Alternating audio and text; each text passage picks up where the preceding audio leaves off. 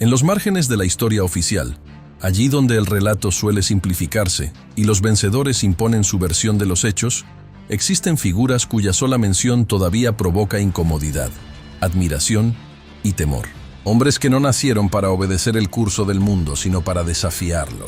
Uno de ellos fue Aníbal Barca, un nombre que, más de 2000 años después, sigue resonando como una amenaza eterna en la memoria de Roma. Hoy, en Archivo Perdido, abrimos de nuevo los pergaminos del pasado para rescatar la historia completa de un genio militar, un estratega implacable y un enemigo que estuvo más cerca que nadie de destruir el mayor imperio de la antigüedad. Aníbal no fue solo un general, fue una idea hecha hombre. Desde su infancia, su vida estuvo marcada por el odio jurado a Roma, una promesa sellada ante los dioses y grabada a fuego en su alma. Mientras otros líderes buscaban gloria, poder o riqueza, Aníbal perseguía algo más grande, la humillación definitiva del enemigo que había condenado a su pueblo. Su historia no es únicamente la de un ejército cruzando montañas imposibles o ganando batallas legendarias. Es la historia de una mente brillante luchando contra un sistema entero, contra la maquinaria imparable del destino. En este documental narrativo de Archivo Perdido, no te contaremos una versión resumida ni edulcorada. Aquí exploraremos al hombre y al mito, al estratega frío y al líder carismático, al héroe cartaginés y al villano romano. Viajaremos a Cartago, una potencia comercial y militar que se enfrentó al coloso romano en una lucha desigual. Analizaremos cómo un solo hombre estuvo a punto de cambiar el curso de la historia occidental y por qué, pese a sus victorias, acabó siendo derrotado, no en el campo de batalla, sino por el tiempo, la política y la traición. Aníbal Barca fue el comandante que enseñó a Roma a tener miedo. Durante años, su nombre se pronunciaba en susurros, como una advertencia para los niños y una pesadilla para los senadores.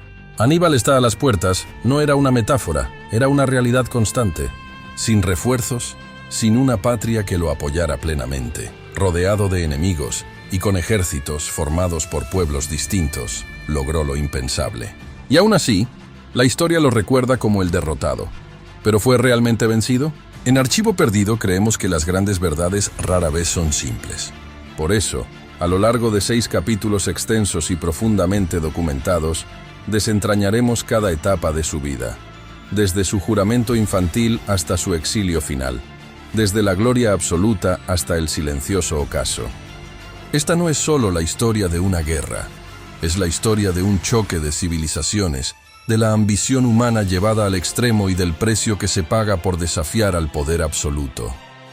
Prepárate para adentrarte en una de las epopeyas más fascinantes jamás contadas, porque mientras Roma escribió la historia, hoy, en Archivo Perdido, vamos a escuchar la voz del enemigo que casi la destruyó. Detente y escucha.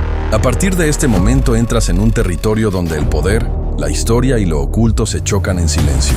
Bienvenido a Archivo Perdido, el refugio de las verdades prohibidas, de las voces que fueron silenciadas y de los secretos que nunca debieron salir a la luz. Ajusta tu percepción, porque aquí comienza tu despertar. Bienvenidos a vuestro canal, bienvenidos a Archivo Perdido. Capítulo 1. El juramento eterno. El nacimiento del enemigo de Roma. Mucho antes de que su nombre se convirtiera en una maldición pronunciada con temor en los pasillos del Senado romano, Aníbal Barca fue simplemente un niño criado entre las sombras de una ciudad humillada. Cartago, antaño poderosa e indiscutible reina del Mediterráneo occidental, acababa de salir derrotada de la Primera Guerra Púnica. Roma había vencido, pero no había destruido a su rival, y esa decisión marcaría su destino para siempre. En aquel contexto de derrota y resentimiento, nació Aníbal. No llegó al mundo en una ciudad derrotada moralmente, sino herida, expectante, cargada de rabia contenida. Cartago había perdido Sicilia, su flota y enormes riquezas, pero no había perdido su orgullo. Entre sus muros aún vivían hombres que soñaban con venganza, y ninguno encarnaba ese sentimiento con más intensidad que su padre, Amílcar Barca. Amílcar no aceptó jamás la derrota. Para él, la guerra contra Roma no había terminado, simplemente había cambiado de escenario. Mientras los políticos negociaban tratados y pagaban indemnizaciones humillantes, él miró hacia Occidente, hacia la península ibérica, una tierra rica, salvaje y llena de oportunidades. Allí, lejos de la mirada romana, Cartago podría reconstruir su poder militar y económico. Y allí llevaría consigo a su hijo. La tradición cuenta que, antes de partir hacia Hispania, Amílcar realizó un ritual que marcaría para siempre la historia. Llevó al joven Aníbal, que apenas contaba con 9 años, ante un altar sagrado. Le pidió que colocara la mano sobre el fuego y jurara odio eterno a Roma. No un odio pasajero, sino un compromiso absoluto. Una promesa que definiría su vida. Aníbal aceptó sin vacilar. En ese instante dejó de ser un niño. Se convirtió en el heredero de una guerra. A diferencia de otros líderes que heredaron el poder por sangre, Aníbal heredó una misión. Su educación no fue la de un aristócrata cómodo, sino la de un soldado desde la infancia.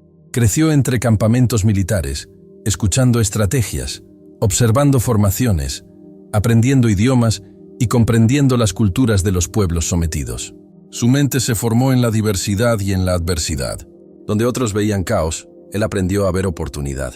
En Hispania, Amílcar construyó un auténtico imperio cartaginés. Fundó ciudades, explotó minas de plata y reclutó ejércitos formados por íberos, celtíberos, númidas y mercenarios de toda procedencia. Aníbal observaba, aprendía y participaba. No era un espectador pasivo. Cabalgaba con los soldados, compartía sus penurias y ganaba su respeto. Desde joven demostró una cualidad rara. Sabía mandar sin imponer, liderar sin humillar. La muerte de Amílcar, ahogado en combate, no detuvo el proyecto.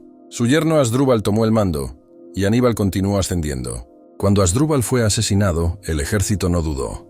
No esperó órdenes de Cartago. Proclamó a Aníbal como su general.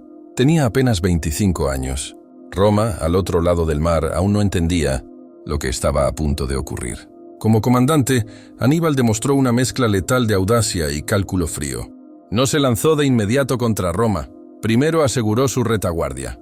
Sometió tribus rebeldes, consolidó alianzas y fortaleció su ejército. Cada campaña era un entrenamiento para algo mayor. Cada batalla, una lección. Mientras los senadores romanos confiaban en tratados y fronteras, Aníbal preparaba una guerra total. El detonante fue Sagunto, una ciudad aliada de Roma situada en territorio cartaginés. Aníbal sabía exactamente lo que hacía. Atacar Sagunto era provocar a Roma sin declararle la guerra abiertamente. Durante meses, asedió la ciudad con una tenacidad implacable. Cuando finalmente cayó, Roma estalló en furia. Exigió la entrega de Aníbal. Cartago dudó. Pero el destino ya estaba sellado. En ese momento Aníbal tenía una elección: esperar el ataque romano o adelantarse. Y eligió lo impensable. No atacaría por mar, donde Roma dominaba. No atacaría por las rutas conocidas. Haría lo imposible. Llevaría la guerra al corazón de Italia, atravesando territorios hostiles y montañas que nadie había cruzado con un ejército. El juramento de su infancia estaba a punto de cumplirse. Este primer capítulo no es solo el origen de un general, sino el nacimiento de una amenaza histórica. Aníbal no surgió de la nada. Fue el producto de una derrota, de un padre consumido por la venganza y de un sistema que subestimó el poder de la voluntad humana. Mientras Roma creía haber ganado la paz, en silencio, estaba naciendo su peor enemigo, y aún no había comenzado la verdadera pesadilla. Capítulo 2. Forjar el arma perfecta. Hispania, poder y preparación para la guerra imposible. Cuando Aníbal Barca asumió el mando del ejército cartaginés en Hispania, no heredó una fuerza perfecta ni un plan acabado. Heredó una promesa incompleta y una responsabilidad gigantesca. Cartago, debilitada políticamente y vigilada de cerca por Roma, no podía permitirse otra derrota.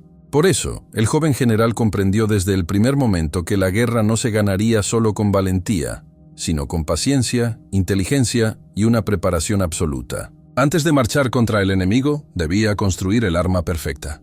Hispania no era una simple provincia, era el corazón del renacimiento cartaginés. Sus minas de plata financiaban ejércitos, sus pueblos aportaban guerreros temibles y su geografía ofrecía el aislamiento necesario para entrenar sin interferencias romanas. Aníbal convirtió aquel territorio en un laboratorio de guerra.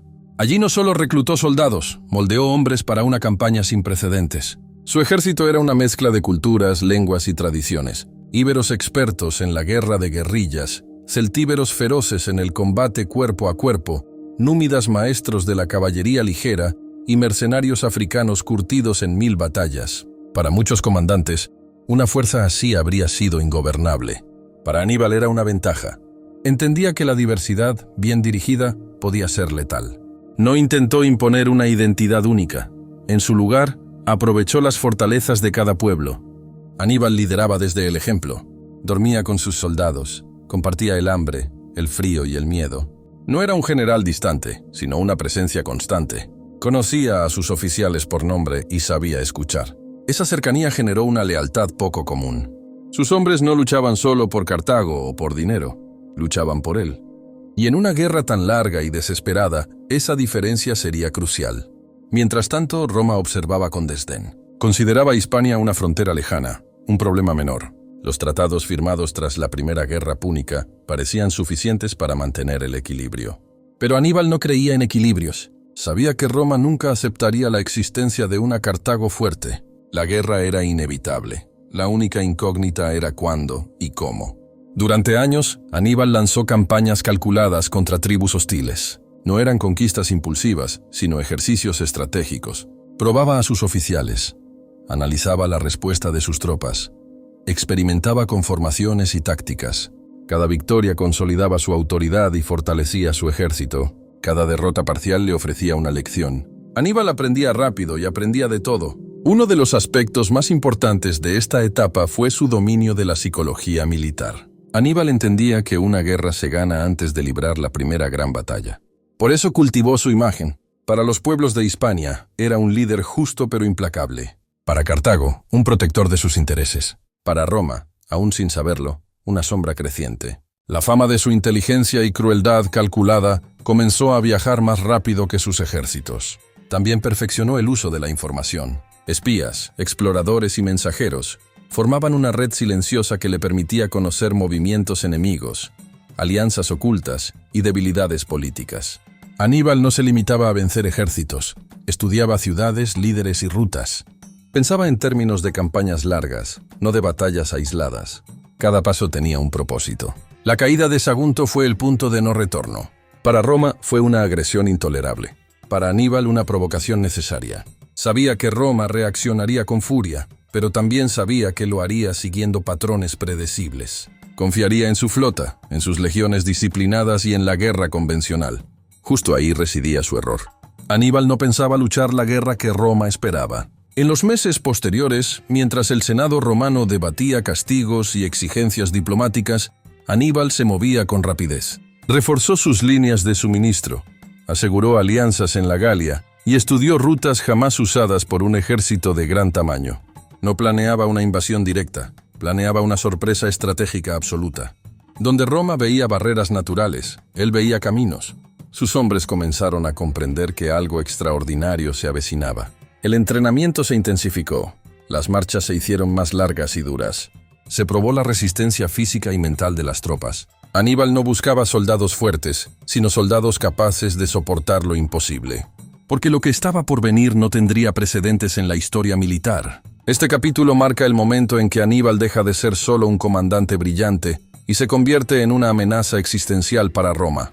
No por sus ejércitos, sino por su forma de pensar. Mientras Roma confiaba en su superioridad estructural, Aníbal apostaba por el ingenio, la audacia y la ruptura de todas las reglas conocidas. La guerra aún no había comenzado oficialmente, pero ya estaba decidida en la mente de un solo hombre. El juramento infantil se había transformado en un plan maduro, frío y despiadado. El arma estaba forjada, solo quedaba empuñarla. Y el primer golpe no vendría del mar, sino de las montañas. Capítulo 3, donde empieza la leyenda, el cruce de los Alpes y la entrada en Italia. Cuando Aníbal decidió llevar la guerra al corazón de Italia, no estaba eligiendo solo una ruta distinta, estaba desafiando la lógica militar de su tiempo. Ningún ejército de gran tamaño había cruzado jamás las montañas que separaban la Galia de la península itálica. Aquellos picos helados, abruptos e impredecibles, eran considerados una barrera natural infranqueable. Para Roma, los Alpes eran una muralla puesta por los dioses. Para Aníbal, eran una puerta que nadie vigilaba. El avance comenzó con una mezcla de determinación y silencio. Aníbal marchó hacia el norte desde Hispania, atravesando territorios hostiles, negociando alianzas temporales y aplastando resistencias cuando fue necesario. Cada día de marcha era una carrera contra el tiempo. Sabía que Roma, tarde o temprano, comprendería su plan y trataría de interceptarlo. La velocidad y la sorpresa eran esenciales. Al llegar a las estribaciones alpinas, la realidad golpeó con dureza. No había caminos claros, solo senderos estrechos, nieve traicionera y pueblos montañeses que veían al ejército cartaginés como una amenaza o una oportunidad de saqueo. Los ataques constantes, los derrumbes y el frío comenzaron a cobrar un precio terrible. Hombres y animales caían al vacío, los suministros se perdían, la moral se erosionaba. Fue en ese infierno blanco donde Aníbal demostró por qué estaba destinado a la leyenda. Lejos de esconderse en la retaguardia, avanzaba al frente, animando a sus tropas, compartiendo el peligro. En los momentos más oscuros, cuando la desesperación amenazaba con quebrar al ejército, reunió a sus hombres y les mostró el horizonte. Señaló hacia Italia, hacia las ricas llanuras del norte, y les recordó por qué estaban allí. No prometió una marcha fácil, prometió un final glorioso. Y eso bastó. El cruce de los Alpes duró semanas. Cuando el ejército descendió finalmente hacia Italia, lo que quedaba de él era apenas una sombra de la fuerza original. De decenas de miles de hombres, muchos habían muerto o desertado. Los elefantes de guerra, símbolo del poder cartaginés, apenas sobrevivieron unos pocos. Sin embargo, lo imposible ya se había logrado. Aníbal estaba en Italia. Roma había sido burlada. La noticia cayó como un rayo en el Senado. Nadie lo esperaba. Las legiones romanas estaban preparadas para una guerra convencional, lejos de casa, no para una invasión directa. La reacción fue rápida, pero desordenada. Roma subestimó de nuevo a su enemigo. Creyó que aquel ejército agotado sería fácil de aplastar. Fue su primer gran error. La primera prueba llegó cerca del río Tesino. Aníbal, pese a la inferioridad numérica, utilizó su caballería con una precisión quirúrgica. Atrajo a las fuerzas romanas, las desorganizó y las golpeó donde más dolía. No fue una gran batalla, pero sí una advertencia. Roma acababa de enfrentarse a una forma de guerra que no comprendía. Poco después, en el invierno más cruel que se recordaba, Aníbal tendió una trampa magistral en el río Trebia. Aprovechó el terreno, el clima y la impaciencia romana. Hizo cruzar a las legiones un río helado, debilitándolas antes del combate. Luego las envolvió con fuerzas ocultas. El resultado fue una derrota aplastante. Roma había sido vencida en su propio suelo. Estas primeras victorias tuvieron un impacto psicológico devastador. Los pueblos itálicos comenzaron a dudar de la invencibilidad romana. Algunos se unieron a Aníbal, otros esperaron en silencio. El miedo se extendió. La imagen del general cartaginés se convirtió en algo casi sobrenatural. Un enemigo que aparecía donde no debía, que vencía cuando no podía, que convertía cada error romano en una catástrofe. Pero Aníbal no se dejó llevar por la euforia. Sabía que aquellas victorias no eran el final, sino el comienzo. Roma tenía recursos casi infinitos. Podía perder ejércitos enteros y seguir luchando. Para derrotarla, no bastaba con ganar batallas. Había que romper su espíritu, destruir sus alianzas y obligarla a rendirse. Era una tarea titánica. Aún así, cada paso que daba consolidaba su reputación. Aníbal ya no era solo un general extranjero. Era el enemigo absoluto. En Roma, su nombre se pronunciaba con temor. En Italia, con esperanza o terror. Y en Cartago, con orgullo distante. La guerra había entrado en una nueva fase. Este capítulo marca el punto de no retorno. Con el cruce de los Alpes, Aníbal no solo desafió a Roma, desafió a la historia misma. Demostró que lo imposible podía lograrse con voluntad, inteligencia y audacia. Pero también selló su destino. A partir de ese momento no habría marcha atrás, ni paz posible. La leyenda había comenzado. Y lo peor para Roma aún estaba por llegar. Tras las derrotas del Tesino y del Trebia, Roma comprendió que no se enfrentaba a un general común. Aún así, su respuesta siguió anclada en la tradición. Reunir un nuevo ejército, avanzar con determinación y obligar al enemigo a presentar batalla frontal. Aníbal conocía esa mentalidad, la había estudiado durante años. Sabía que la confianza romana en la disciplina y el choque directo sería su mayor debilidad. Mientras las legiones se reorganizaban, Aníbal avanzó con rapidez por el norte de Italia, devastando territorios aliados de Roma. No lo hacía por crueldad gratuita, sino por estrategia. Quería demostrar a los pueblos itálicos que Roma no podía protegerlos. Cada villa incendiada, cada campo arrasado, era un mensaje político. La autoridad romana estaba en peligro. Y al mismo tiempo evitaba enfrentamientos innecesarios. Elegía cuándo y dónde luchar. El siguiente cónsul romano, convencido de que podía atrapar a Aníbal antes de que escapara, cayó exactamente en la trampa que el cartaginés había preparado. Cerca del lago Trasimeno, Aníbal encontró el escenario perfecto. Un estrecho corredor entre colinas boscosas y la orilla del lago, cubierto con frecuencia por una espesa niebla matinal. Era el lugar ideal para una emboscada a gran escala. Aníbal desplegó a su ejército con una precisión casi quirúrgica. La infantería pesada se ocultó en las laderas. La caballería cerró las posibles rutas de escape y las tropas ligeras se prepararon para atacar desde todos los ángulos. Cuando el ejército romano avanzó confiado, sin exploradores adecuados y con la visibilidad reducida, el golpe cayó de forma brutal y simultánea. No hubo formación posible, no hubo maniobra defensiva. Las legiones fueron atacadas desde el frente, los flancos y la retaguardia al mismo tiempo. El caos se apoderó del campo de batalla. Miles de soldados romanos murieron sin comprender siquiera cómo había comenzado la lucha. El propio cónsul cayó en combate. Fue una de las emboscadas más devastadoras de la historia militar. La derrota del Trasimeno no fue solo una catástrofe militar, fue un trauma psicológico. Roma había perdido otro ejército entero sin obligar a Aníbal a luchar en igualdad de condiciones. El miedo se extendió por la ciudad. Por primera vez en generaciones, Roma sintió que podía caer. El enemigo no estaba en fronteras lejanas, estaba dentro de Italia, avanzando a voluntad. La reacción romana fue extrema. Se nombró un dictador con poderes absolutos. Quinto Fabio Máximo, un hombre cuya estrategia sería radicalmente distinta. En lugar de buscar la confrontación directa, Fabio decidió evitar a Aníbal, hostigarlo, cortar sus suministros y desgastarlo con el tiempo. Era una admisión tácita de inferioridad táctica. Roma había aceptado que no podía vencer a Aníbal en batalla abierta. Aníbal comprendió el peligro de inmediato. La estrategia de desgaste podía ser su ruina. Su ejército estaba lejos de casa, dependía del saqueo y de alianzas frágiles. Si Roma se negaba a combatir, el tiempo jugaría en su contra. Por eso intensificó su campaña psicológica.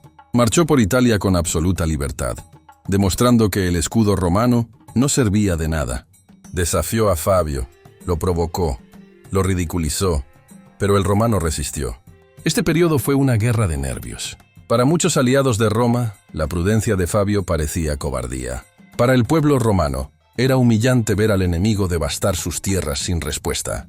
La presión política creció, y como Aníbal sabía que ocurriría, Roma terminó cediendo a su propia impaciencia. El camino hacia una batalla decisiva estaba trazado. Aníbal había demostrado que podía vencer a Roma en cualquier terreno, bajo cualquier circunstancia. Había convertido la inferioridad numérica en ventaja, la sorpresa en arma y el miedo en estrategia. Pero la mayor prueba aún estaba por llegar. En el horizonte se avecinaba un enfrentamiento que definiría no solo la guerra, sino el destino mismo de Roma. Un nombre que resonaría para siempre en la historia militar, Punta Canas. Y allí, Aníbal llevaría el arte de la guerra a su máxima expresión. Capítulo 4. Canas. El día en que Roma estuvo a punto de morir. El verano ardía sobre las llanuras del sur de Italia cuando ambos ejércitos se encontraron cerca del pequeño poblado de Canas. Roma, humillada por derrotas sucesivas y cansada de la prudencia de Fabio Máximo, había decidido apostar todo a una sola carta. Reunió el mayor ejército que jamás había puesto en el campo de batalla. Más de 80.000 hombres, una masa imponente de legiones y aliados itálicos convencidos de que la superioridad numérica acabaría por aplastar al invasor cartaginés. Frente a ellos, Aníbal contaba con menos de la mitad de efectivos. Para Roma, el resultado parecía inevitable. Pero Canas no sería una batalla común, sería una lección eterna. Aníbal eligió el terreno con el mismo cuidado con el que un artesano escoge su herramienta. La llanura abierta favorecía a la infantería pesada romana, pero también permitía amplios movimientos de caballería. El viento seco y el polvo levantado jugarían a su favor. Aníbal sabía que los romanos avanzarían con arrogancia, seguros de su fuerza, y estaba dispuesto a convertir esa seguridad en su tumba. La disposición inicial ya escondía la trampa. Aníbal colocó en el centro a su infantería más débil, formando una ligera convexidad hacia el enemigo. En los flancos, ocultó a sus mejores tropas africanas, disciplinadas y letales. Su caballería, especialmente la númida, fue desplegada para dominar los costados. A simple vista, parecía una formación arriesgada, casi temeraria. En realidad, era una obra maestra. Cuando comenzó el combate, Las legiones romanas avanzaron con toda su fuerza, empujando el centro cartaginés. Tal como Aníbal había previsto, los romanos se concentraron allí, convencidos de que el enemigo se desmoronaba. Metro a metro, el centro cartaginés retrocedía de forma controlada, transformando la convexidad inicial en una concavidad mortal. Roma no lo comprendió hasta que fue demasiado tarde. En los flancos, la caballería cartaginesa destrozó a la romana y regresó al campo de batalla como una marea imparable. Al mismo tiempo, la infantería africana giró hacia adentro, atacando los costados romanos. El cerco se cerró. Decenas de miles de hombres quedaron atrapados, comprimidos, incapaces de maniobrar. No había retirada posible, no había escape. Canas se convirtió en una matanza. Durante horas, los soldados romanos fueron aniquilados sin piedad. El polvo, el calor y la sangre hicieron del campo de batalla un infierno. Murieron cónsules, senadores, oficiales veteranos y ciudadanos libres. Fue la peor derrota militar de Roma en toda su historia. Una derrota tan absoluta que todavía hoy se estudia como el ejemplo supremo de la doble envoltura táctica. La noticia de Canas cayó sobre Roma como un presagio de apocalipsis. Las puertas se cerraron, los templos se llenaron de oraciones desesperadas y por primera vez se habló abiertamente de la caída de la ciudad. Muchos aliados italianos desertaron. Capua, una de las ciudades más importantes de la península, se pasó al bando cartaginés. El sistema de alianzas romano comenzaba a resquebrajarse. Y sin embargo, Roma no se rindió. Aníbal había ganado la batalla perfecta, pero la guerra aún no estaba decidida. Sus generales le aconsejaron marchar directamente sobre Roma. El camino estaba abierto, el miedo reinaba. Pero Aníbal dudó, no porque careciera de audacia, sino porque comprendía la realidad estratégica. No tenía máquinas de asedio, ni refuerzos suficientes, ni el apoyo total de Cartago. Tomar Roma no era solo vencer una batalla, era someter un mundo entero. Esa decisión marcaría su destino. Canas había demostrado que Roma podía ser destruida en el campo de batalla, pero también reveló algo inquietante. Incluso derrotada, Roma se negaba a morir. Comenzó a reclutar nuevos ejércitos, a bajar la edad de alistamiento, a llamar a esclavos y condenados. La República estaba dispuesta a sacrificarlo todo. Aníbal, por su parte, se convirtió en una figura casi mítica. Para sus hombres, era invencible. Para sus enemigos, un demonio. Para la historia, el mayor genio militar de la antigüedad. Pero Canas no fue el final glorioso que esperaba. Fue el punto más alto y el comienzo del lento descenso. Roma había aprendido la lección más dura de su historia. Nunca volvería a enfrentarse a Aníbal en sus propios términos. Y a partir de ese momento, la guerra cambiaría para siempre. Capítulo 5. El enemigo invisible. Años de desgaste, traiciones y la guerra que Aníbal no podía ganar. Tras Canas, el mundo parecía inclinarse ante Aníbal Barca. Roma había perdido decenas de miles de hombres. Sus ejércitos habían sido aniquilados y sus aliados comenzaban a desertar. Durante un breve instante la historia contuvo el aliento. Parecía imposible que una ciudad pudiera sobrevivir a una derrota tan absoluta. Pero Roma no solo sobrevivió, se transformó.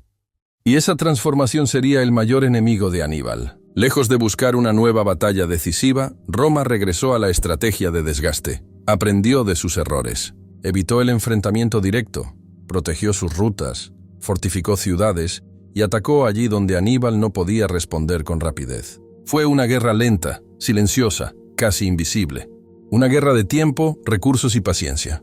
Y en ese terreno, Roma era invencible. Aníbal, instalado en el sur de Italia, comprendía cada vez con mayor claridad su situación. Había ganado todas las batallas importantes, pero no la guerra. Sus aliados itálicos eran inestables. Su ejército dependía del saqueo y Cartago, atrapada en sus luchas internas, no enviaba los refuerzos prometidos. El general que había humillado a Roma comenzaba a luchar contra un enemigo intangible, la falta de apoyo.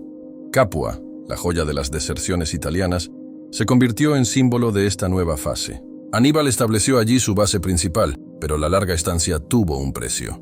La disciplina comenzó a relajarse. El lujo, el descanso y la sensación de invulnerabilidad erosionaron la dureza de un ejército forjado en la marcha y el sacrificio. Roma observaba y esperaba. Mientras tanto, el Senado romano demostraba una resistencia casi sobrehumana. Rechazó negociar, rechazó pagar rescates, rechazó cualquier concesión. Incluso tras Canas, Cuando miles de ciudadanos romanos estaban prisioneros, Roma prefirió dejarlos morir antes que reconocer la derrota. El mensaje era claro. Roma podía perder hombres, pero nunca su voluntad.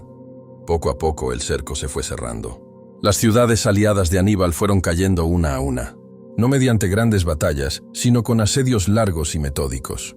Roma evitaba a Aníbal, pero atacaba todo lo que lo sostenía. Cada pérdida reducía su margen de maniobra. Cada año que pasaba, su posición se debilitaba.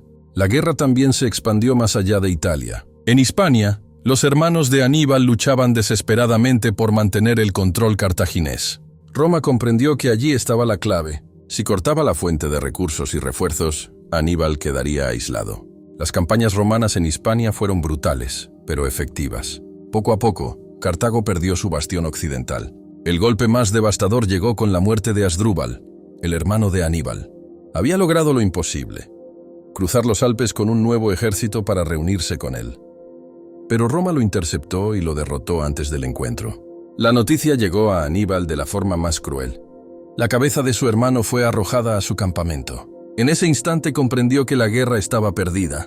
Aún así, Aníbal no se rindió. Continuó resistiendo durante años, manteniendo viva la amenaza, obligando a Roma a gastar recursos inmensos para contenerlo. Su sola presencia seguía siendo un problema estratégico. Roma no podía ignorarlo, pero tampoco podía destruirlo fácilmente. Era un empate cruel, prolongado, agotador. Finalmente, Roma decidió cambiar el escenario de la guerra. En lugar de perseguir a Aníbal por Italia, llevaría la guerra a África.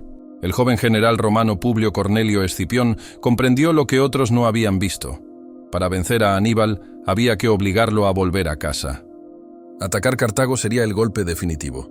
Cuando la amenaza sobre su patria se volvió real, Cartago llamó a su hijo más ilustre. Tras más de 15 años en suelo enemigo, Aníbal regresó a África. No como conquistador, sino como último defensor. La guerra que había llevado al corazón de Roma ahora se cerraba sobre el suyo propio. El genio invencible estaba cansado. Su ejército ya no era el mismo. Sus aliados se habían dispersado, y frente a él se alzaba un enemigo que había aprendido todas sus lecciones. El desenlace se acercaba, y por primera vez, Aníbal estaba a punto de enfrentarse a una batalla que no había elegido. Capítulo 6. Zama y el ocaso del genio. La derrota final y el legado eterno. Cuando Aníbal Barca regresó a África, ya no era el joven general que había cruzado los Alpes con una audacia imposible. Era un hombre marcado por años de guerra, victorias legendarias y pérdidas irreparables. Aún así, seguía siendo el estratega más temido de su tiempo. Frente a él se alzaba ahora Roma renovada, endurecida por la derrota, liderada por un comandante que había aprendido directamente de sus métodos, Publio Cornelio Escipión, el futuro africano.